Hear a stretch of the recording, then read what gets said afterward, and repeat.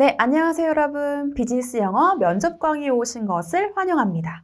앞으로 저와 함께 10강에 거쳐서 본격적으로 영어 면접에 대비해 볼 텐데요. 그럼 그 첫 번째 유닛 1으로 들어가 보도록 할게요.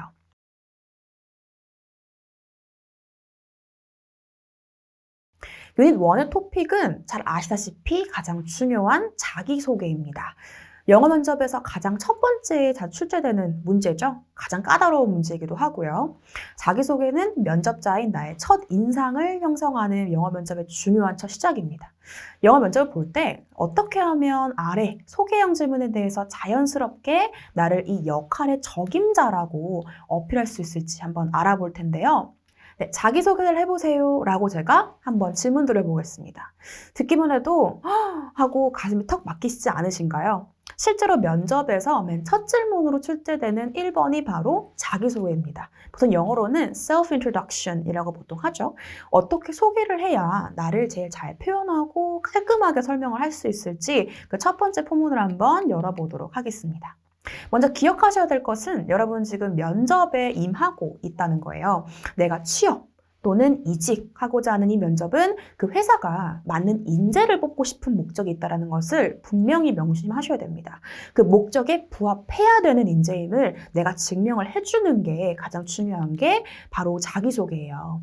이 자기소개에 대한 가장 중요한 기본적인 팁을 먼저 좀 보고 넘어갈 텐데요. 첫 번째, 분량은 1분에서 1분 30초 정도로 분량 조절을 해주시는 게 가장 좋습니다. 너무 길어서도 안 되고요. 너무 짧아서도 안 되고 적당히 1분에서 1분 30초 정도로 준비를 해주셔야 후 다른 질문들에 대한 답변을 유동적으로 이끌어 가실 수가 있어요. 자, 그리고 두 번째, 어린 시절에 대한 성장 동안은 조금 줄여주시는 게 좋습니다.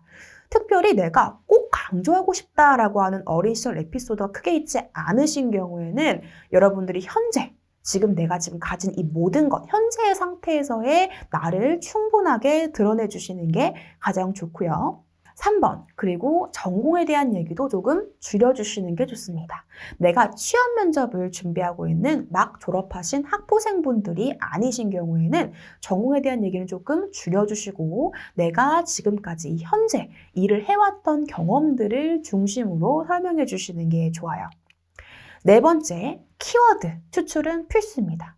제가 앞으로 면접 강의를 해나갈 때 이 키워드 추출이 정말 중요하다고 설명을 드릴 건데요.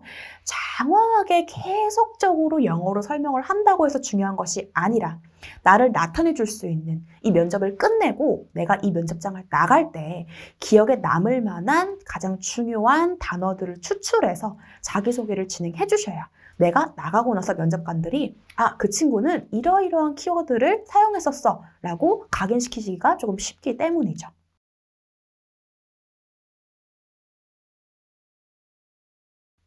네, 그러면 자기소개를 하는 첫 번째 템플릿을 살펴볼 건데요. 이번 테마는 한 번, 두 번, 이 두 개의 템플릿으로 준비를 했습니다. 자, 첫 번째 템플릿은 금방 말씀드렸던 키워드 위주의 자기소개입니다. 자, 키워드 위주의 자기소개 템플릿 구조를 아주 간략하게 보고 넘어갈 건데요. 구조는 총 3가지로 나누어져 있습니다. 첫 번째는 이제 오프닝 스테이트먼트라고 해서 첫 오프닝이에요. 많이 하시는 실수가 내가 답변으로 바로 들어가시는 경우죠. 질문을 받았기 때문에 바로 답변하고 싶은 것은 너무나 본능적으로 당연한 것이지만 내가 이 면접장을 조금 편안하게 이끌어가려면 내가 짧은 문을 열 때 조금 더 부드러운 문장을 나타내주고 이런 설명을 해드리겠습니다 라고 저를 끌어당기실 수 있어야 돼요. 그래서 이 오프닝 스테이트먼트를 진행하시고 본론에서는 나를 소개해 줄 수 있는 자기소개 키워드들을 3가지 정도 나열해 주시면 됩니다. 그리고 나시면 이를 이어줄 결론, 보통 conclusion 또는 summary라고 하는데 이 2가지들을 나타내 주시는 게 좋아요. 조금 더 자세히 한번 보도록 하겠습니다. 첫 번째, 오프닝 스테이트먼트인데요. 자, 질문 받았다고 해서 바로 답변에 들어가는 것은 아니다. 센스가 없을 수 있다. 라고 말씀을 드렸죠. 이는 면접장의 분위기를 너무 무겁게 만들어 주실 수 있기 때문이에요. 자, 그래서 오프닝은 한 문장에서 2문장 정도로 사용해 주시는 게 좋은데요. 제가 많이 사용하고 분위기를 조금 편안하게 갈 수 있는 보통의 얘기는 이 기회를 빌려서 물어봐 주셔서 감사합니다. 바로 답변하기 전에 소개할 수 있는 자료 주셔서 감사합니다 라는 식으로의 뉘앙스를 조금 표현해 주시는 게 좋아요. 그리고 정말 많이 사용하시면 좋은 단어가 opportunity라는 단어입니다. 보통은 thank you for this opportunity, 이 기회를 주셔서 감사합니다 라는 보통 많이 사용하는데요. 기회 이상, 내가 이 기회를 잡아서 나를 소개하고 싶다라는 식으로 단어 표현의 고마움을 충분히 함축하고 있기 때문에 이 단어를 자주 사용해 주시는 게 좋아요. 저 같은 경우도 항상 오프닝을 통해서 면접장을 긍정적으로 만들어 나가는 편이기 때문에 이직하실 때도 필수로 오프닝 스테이트먼트는 해주시는 게 좋습니다. 보통 그래서 오프닝 스테이트먼트는 첫 자기소개인 만큼 편안하게, 보통은 면접에 임하는 태도에 대해서 감사함, opportunity, 기회에 대해서 정말 또 고맙다라는 식으로 표시를 해주시는 게 좋고요. 보통 제가 자기소개에서 여러 가지를 쓰고 있지만 추천하는 오프닝들은 몇 가지 있습니다. 이 와중에 가장 중요한 단어들 중에 하나가 Thank you for this opportunity. I appreciate this time. I appreciate this opportunity. 이런 식으로 이 기회에 대해서 감사합니다. 조금 더 고마움을 조금 더 고차원적으로 표현할 때는 appreciate라는 단어를 사용을 하고요. 감사한 걸 thank you가 아니라 보통 I would like to pay the gratitude라고 해서 조금 더 고맙다라는 표현들을 사용하시기도 좋아요. 이렇게 오프닝 스테이트먼트를 끝나시고 나시면 보통 한 문장, 두 문장을 하시겠죠? 그러고 나시면 세 가지 키워드인 본론으로 들어가셔야 됩니다. 사실 이 부분이 가장 중요한 부분인데요. 키워드를 고르는 방법들은 이 면접을 진행하는 내 지금 면접 자리, 보통 직무 자리, 제가 영어로는 job role이라고 칭할 건데요. 이 직무 자리가 원하는 역량을 중심으로 찾아주시면 좋아요. 그리고 역량을 찾으신 다음에 내 기존의 경험과 연결시켜서 부가적인 설명을 이제 넣어주시면 됩니다. 그렇다면 이 키워드들을 어떻게 뽑을 수가 있을까요? 보통은 지원하시는 자리를 이제 보통 job posting, 그 자리에 대한 어떤 설명이 나와 있는, 그래서 보시게 되시죠? 거기 보시면 job qualification이라는 부분이 있습니다.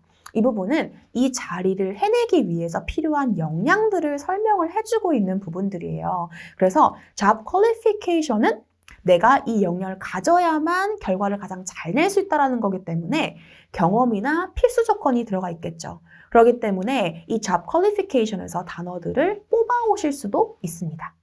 자, 그 다음에는 보통 job qualification과 묶어서 job description이라는 부분이 나오게 돼요. 이 부분은 이 자리를 맡으신 경우에 어떤 업무를 하실 거다. 앞으로 어떤 일을 쭉 끌어나가실 거다라는 설명을 해주는 란이죠. 그렇기 때문에 이 job qualification과 job description에서 이런 것을 나한테 원하는구나 라는 것을 줄을 치시면서 세 가지 정도 나를 잘 드러낼 수 있는 것을 뽑아내시고, 그래서 이 키워드 3개를 추출을 하셨다면 이 키워드에 대해서 부가적으로 나는 이러한 경험을 가지고 있어서 나는 이러한 것으로 자기소개를 하고 싶다라는 식으로 세 가지 키워드와 경험들을 하나 넣어주시면 됩니다.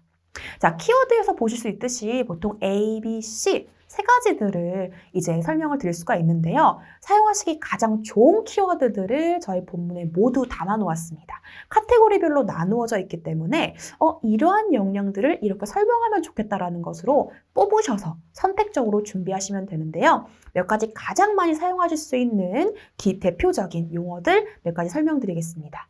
첫 번째, 가장 중요한 커뮤니케이션 관련된 단어들이 있어요. 이 사람이 소통을 많이 해야 되는 역할에 있거나 또는 여러 이해관계자들 사이에서 일을 해나가야 될 경우에는 나는 커뮤니케이션에서 굉장히 좋은 경험들을 가지고 있고 충분하게 준비가 되고 있다는 걸 설명하실 때 보통 expertise in communications라고 그래서 나는 소통에 대한 경험치가 있다. 라는 거 사용하시기 좋아요. 그래서 expertise라고 보통 얘기를 하면 나는 어느 정도의 조금 깊은 그 전문성이 있다라는 단어거든요. 그래서 expertise라는 단어를 중심적으로 사용해 주시면 좋고요. 보통 proactive라고 하면은 능동적으로 굉장히 내가 많은 것을 해나갈 수 있는 역할에 있을 때 유동적으로 설명하시면 좋고요. 혁신 관련해서는 보통 innovation thinking 이런 단어를 많이 씁니다. 조금 새로운 생각을 많이 하는 경우들에 사용을 하고요. full of new ideas, 새로운 아이디어로 많이 준비가 되어 있다. 또는 excel in ideation, 엑셀이 보통 어떤 단어로 쓰이냐면 excel in과 붙어서 내가 어떠한 부분에서 굉장히 치고 나가고 있다, 잘하고 있다라는 단어를 쓸 수 있거든요. 그래서 I excel in ideation 이라고 하면 난 새로운 것을 생각해낼 때 굉장히 잘하는 편이다, 참 잘 나가는 편이다 라고 충분히 드러내실 수가 있어요. 이 롤이 만약에 이 자리가 문제 해결을 굉장히 중요시하게 여기는 보통 역량이라고 하신다면 보통 problem solver 또는 expert in problem solving 이라고 해서 나는 문제를 잘 해결할 수 있는 자리다. 또는 나는 문제 해결에 대한 전문가다 라는 식으로 나를 3인칭처럼 설명해 주시면서 자기소개를 해주시는 것도 좋습니다. 팀워크에 관련된 거라면 꼭 추천드리고 싶은 단어가 있는데요. 보통 I'm good at teamwork 또는 I possess a good teamwork spirit이라고 얘기를 하겠지만 더 좋은 단어는 I'm a people person 이라는 단어예요. 나는 뭔가 여러 가지 상황 속에서 다양한 사람들과 묶여서 또는 뭉쳐서 일을 잘 한다라고 했을 때는 people person 이라든지 people centric 이라든지 사람들 안에서 역할을 잘 할 수 있다라는 단어이기 때문에 이 단어만 듣고 있어도 이 사람이 팀과 관련된 역할을 잘 할 수 있겠구나 라는 단어로 충분히 들으실 수가 있습니다. 결과에 관련된 단어도 굉장히 좋은 게 여러 가지 있는데요. 가장 많이 사용하실 수 있는 부분들, 특히 기업에서 중요시하는 관련된 단어 중에 하나가 results oriented 이라는 단어예요. 결과를 이제 일어나기 위해서 쭉 끌어나갈 수 있는 충분한 역량이 있는가에 대한 것을 result oriented라고 하거든요. 보통 oriented가 붙으면 그 부분에 조금 더 맞춰진이라는 단어이기 때문에 나는 결과를 만들어내기 위해서 충분히 더 많이 이끌어갈 수 있다라는 걸 설명하실 때는 I'm a results oriented person 또는 I have a results oriented mindset 이라고 보통 얘기를 하시면 결과에 관련된 부분들을 충분히 드러내실 수가 있습니다. 자, 이 키워드를 사용하시고 나면요. 마지막에서는 종합하고 마무리해 주시는 결론이 꼭 필요합니다. 제가 앞에서 오프닝 스테이트먼트를 설명드렸었죠. 클로징도 필수적입니다. 왜냐, 내가 말한 모든 것들로 그냥 설명만 하고 끝나는 것이 아니라 내가 말했던 키워드들, 자기소개 키워드들이 내가 앞으로 이 회사에서 일할 수 있는 자산이 된다는 점을 마지막에 방점을 쾅 하고 찍어주셔야 되기 때문이에요. 그래서 보통 결론에서 사용하시는 단어는 to sum up 이라고 설명하시거나 in conclusion 이런 식으로 내가 앞에 설명했던 세 가지를 결론을 한 번 더 짧게 간추려 주셔서 프레임을 완성시켜 주시는 것이 가장 좋습니다.